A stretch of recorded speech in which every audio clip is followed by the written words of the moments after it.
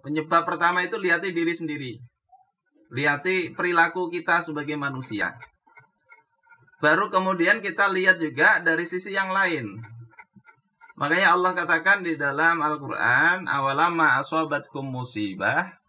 Ya, apakah ketika kalian ditimpa musibah, qad asobtum mislaiha, yang kalian sudah pernah menimpakan musibah itu kepada yang lain, yakni musibah kalah perang Uhud, padahal sebelumnya sudah menimpakan kekalahan pada perang Badar kepada musuh.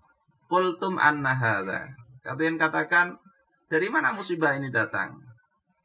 Maka Allah katakan, qul huwa min indi anfusikum.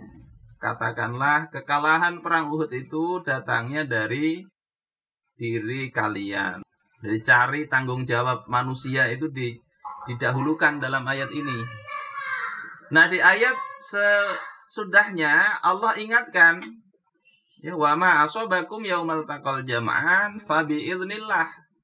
Apa saja yang menimpa kalian berupa kekalahan pada perang Uhud itu, bertemunya dua pasukan, fa bi idznillah, maka itu terjadi atas izin Allah Ta'ala. Jadi dua sisi. Di sisi manusia ada kesalahan, ya, ini harus diakui, termasuk banjir ini. Kita lihatlah ini gambarnya ini. Berapa luasan hutan yang rusak di Kalimantan ini. Tadi saya baca-baca ada 1,8 juta hektar. Secara ilmu alam, ini rusak, ini jadi salah satu sebab.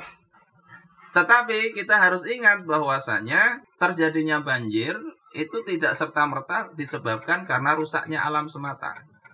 Tapi atas izin Allah Subhanahu wa Ta'ala. Sehingga ini kadang dua hal yang dipertentangkan. Ya, yang membela pengusaha itu kemudian menyatakan karena curah hujan tinggi. Seolah-olah menafikan kerusakan alam. Sementara yang begitu kontra dengan kebijakan yang merusak alam itu seolah-olah hanya karena kerusakan alam. Nah, kalau kita lihat ayat ini dua-duanya ya. Yakni kerusakan alam itu menjadi satu faktor. Tapi semua itu terjadi atas izin Allah, yakni adanya curah hujan yang tinggi. Betul. Alam serusak apapun kalau kada ada hujan, insya Allah kada banjir kalau lah. Atau alam serusak apapun kalau hujannya pral-pril sedikit-sedikit, insya Allah kada banjir juga.